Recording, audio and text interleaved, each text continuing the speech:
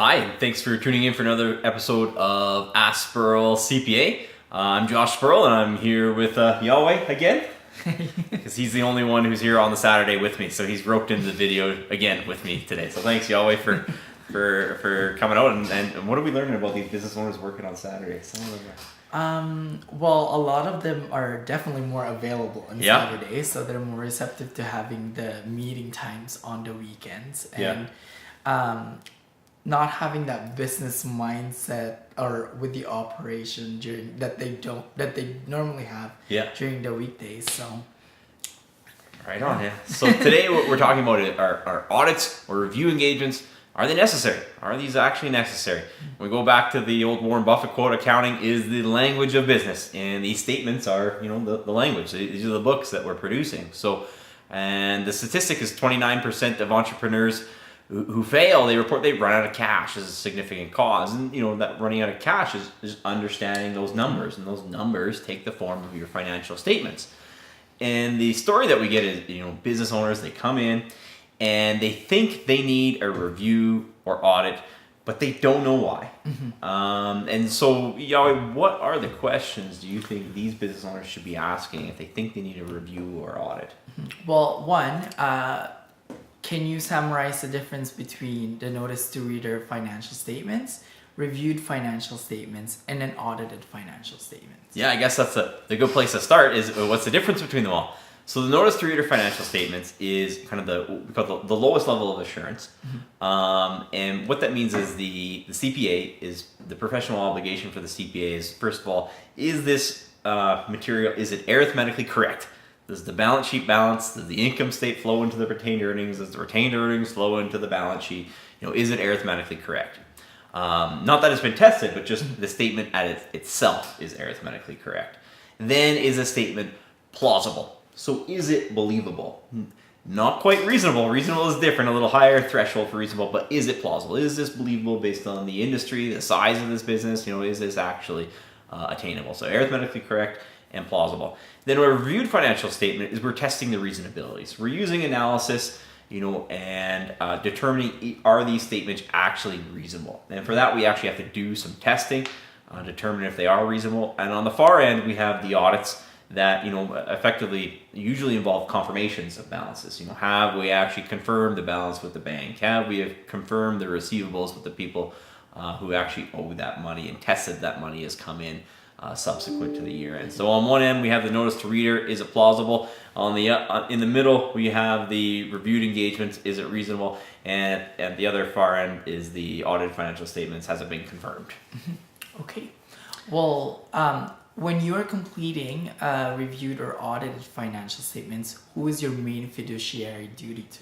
Yeah, so that's one of the probably a misconception is business owners think, well, if I get a review or audit, it's better. Really, when we're doing a review or an audit, we're actually normally doing it for external users. So we're not doing it for the business owner. We're doing it for the bank or whoever is lending them money. We're doing it, if it's a not-for-profit, we're doing it for the members. So the fiduciary duty is, the main fiduciary duty anyways, we still have a fiduciary duty to the client, but the main fiduciary duty is usually to the person who's putting the biggest reliance on that, and that's someone who's, lent someone a lot of money, and they want to make sure that those statements are in fact correct. So in effect, it takes us away from working from the business owner to working for the bank. So if a notice to reader statements allow you to focus on the client, why would anyone choose an audit or a review? A lot of times they choose an audit or review is because they think they need to. But generally the main reason of why they actually need to is they actually need to borrow money, and a significant sum of money. And that person who is lending the money, wants an impartial third party to make sure the financial statements are reasonable. So in this case, the accounting firm has determined that the statements prepared by the business owner, they've reviewed those statements and that they are in fact reasonable. And then the financial institution can rely on them to lend money. Awesome. So when are reviewed or audited statements generally necessary? Yeah, so it really goes, large loans. We're talking about, if the business needs to raise a significant amount of capital. And that level of significance is usually completely underestimated for business owners. In terms of audits in private companies, we're talking, a large private companies, right? Sometimes not-for-profits do need audits to their members. So sometimes not-for-profits will need audited financial statements, but for most small businesses, it's notice to reader financial statements or reviewed with audited for select not-for-profits. Okay, so you mentioned loans. What size of loans have you seen issued based on the notice to reader statements? Yeah, great question. So people say, well, I need significant money. I need 200, 300, 400, 500,000 for my business. I need $1 million for my business. So I need a review. I need an audit. We've seen, like today, we see $10 million loans coming off of notice to reader statements. So most people think that, I need financing, so I need a review. Is it more than 10 million that we're looking for? Is that the type of business we're doing? Or, if not, we should be seeing, is a notice to reader acceptable? Because lots of times there's the ability to loan up to $10 million in various circumstances with a notice to reader statement, which has changed a lot. That wasn't always the case, but these days, that's the case. We can often, I shouldn't say often, but, we've seen loans up to $10 million with notice to reader financial statements. So we really have to question, do we actually need those? Right. Well, as banks have been relaxing their positions on the lending to business based on notice to reader financial statements, is it common for a business owner to think they still need one when they don't? Yeah, they get locked into it. So, they had a policy that was in place 5 years ago, and they had a big mortgage on the office that they built out. That they built a shop, or they acquired some commercial space for the business, and when they loaned that money, when they borrowed that money 5 years ago, they said, yeah, you need a review engagement.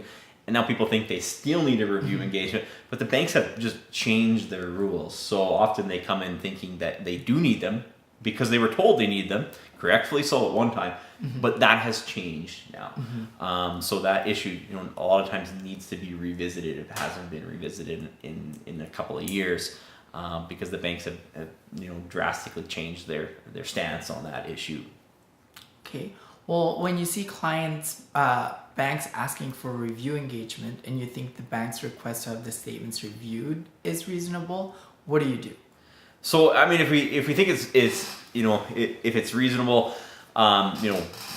we're going to leave it. But if we think it's not reasonable, we're going to inquire with the bank, because sometimes the bank themselves just haven't looked at it, right? They just haven't updated the paperwork. So sometimes we have to challenge them a little bit, like, come on guys, is this really reasonable here? We're talking about a $500,000 loan. Do we need reviewed statements? We have another file with you guys and it doesn't need reviewed statements at this level. So what's different about this business? So sometimes it takes a little bit of prodding, to point out areas of inconsistency. People don't like to be inconsistent, so lots of times that'll bring them back in line. But sometimes they just haven't reviewed the paperwork since, it's a long-term loan, 10-year term, 25-year mortgage. They just haven't looked at it again. So simply by just bringing it to their attention, that can reduce that requirement and get the bank to put it to notice reader financial statements that are less cumbersome for the business owner. So.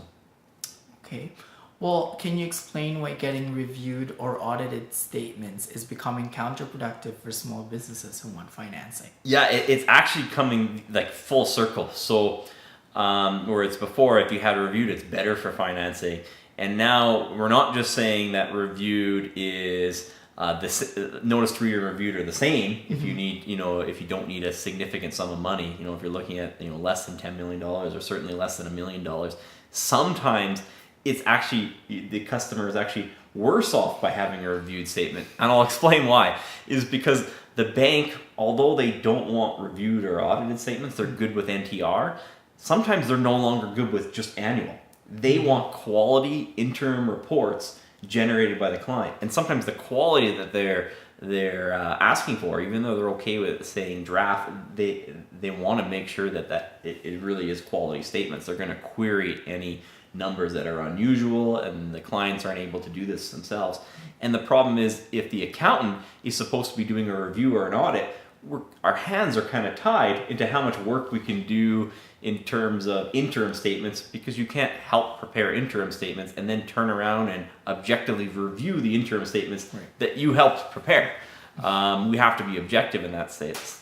So sometimes it's actually counterproductive to have your CPA preparing reviewed statements because they're not going to be available to help you with quality interim statements, which are quickly becoming the threshold for the loan. The bank's not concerned about what happened last year. They want to know what's happened up to the minute we write you this check, because you could have encountered significant difficulties, in the 6 months between the year end or the year between the year end. So. Right. Okay. So that's small business. Why are audits often counterproductive for small not-for-profits? Yeah, it's just the sheer scope of them. We see audited financial statements as a starting point in a lot of firms. $10,000 to do audited financial statements, and we're talking about a not-for-profit that has $200,000, $100,000 or less in revenue. Right. And if $10,000 of that hard-earned donations are going out in the form of audited financial statements, what are we truly protecting here? Right. So we start having to look at the scope. Although audited might sound better, is it worth dispersing 10% of the entire revenue in the charity to do an audit? I would argue no. We got to have enough meat on the bone that the audit is actually providing some benefit to the members and the charity as a whole, right? So I look at the scope and the percentage of the operations. I would caution any charity with less than $250,000. You really got to start to question: do we really need this audit? Mm-hmm. So if you do absolutely need the review or an audit, what should you do to make sure you still get professional advice for someone without independence concerns? Yeah, so often the power move to do for clients is to have two CPAs involved. So let's say you really do need a review. There's no way around it. Maybe you're a construction company and your bonding organization needs a reviewed financial statement. But at the same time, your financer still wants quality interim statements. Lots of times it ends up with two CPAs on board. Okay. So you'll have one CPA firm who's helping you with the internal reporting, and another CPA firm who can, do the review, or sometimes put the proverbial rubber stamp on it at the end of the year to make sure the one CPA was on track with the numbers. So by segregating it, although that sounds like, why would I ever do two CPAs? You get the best of both worlds, and you have that independence at the year end. And at the same time, you still have quality representation throughout the year. So you're not relying on undesignated staff during the year to prepare those interims. And really, it's those interims that are really driving the business decisions. Right. And people aren't waiting to the end of the year to hire new staff or lay people off or buy equipment. They're using that interim to make statements. The only one who's really using the year-end audited statements, in the example I just gave, would be the bonding company, right? Or the bank who's lending the money. So so the probably best case scenario is having two firms doing that if it's at enough of a scale that it's worth it. If not, can we make do with these notice to reader statements and have one CPA firm help with everything that they need? So I think that's all we have here today. So thanks again for tuning in, and as always, if you have any questions, feel free to leave them in the comments below, and we'll try to address anything in a future upcoming video. Thanks very much.